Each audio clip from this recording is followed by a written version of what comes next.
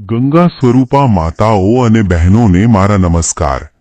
શું તમે ગંગા સ્વરૂપા આર્થિક સહાય યોજના હેઠળ સહાય મેળવો છો? તો આ વિડિયો છેલ્લે સુધી જરૂર જુઓ।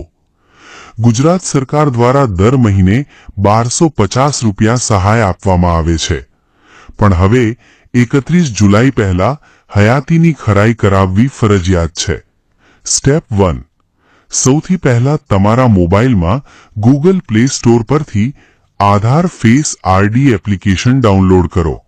સ્ટેપ 2, ત્યારબાદ બીજી મોબાઈલ એપ્લિકેશન બેનિફિશિયરી સત્યાપન એટલે કે લાભાર્થી સત્યાપન એપ ઇન્સ્ટોલ કરો।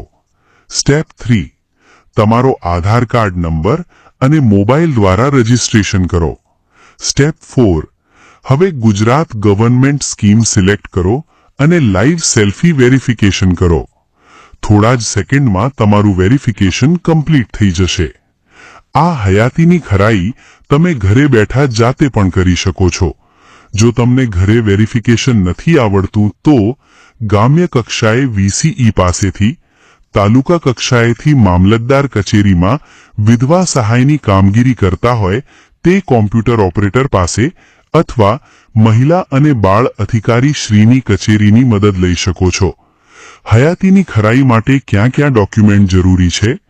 1, આધાર કાર્ડની નકલ, 2, મોબાઈલ નંબર અને 3, 50 વર્ષથી ઓછી ઉંમર હોય તો પુનઃ લગ્ન નથી કર્યાનો દાખલો।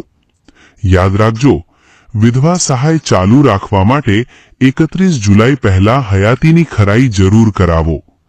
વધુ માહિતી અને માર્ગદર્શન માટે દરેક જિલ્લા સેવા સદન, કલેક્ટર કચેરીઓ ખાતે આવેલી મહિલા અને બાળ અધિકારી શ્રીની કચેરીનો સંપર્ક કરો। આ વિડિયો અન્ય ગંગા સ્વરૂપા માતા અને બહેનો સુધી જરૂર શેર કરો।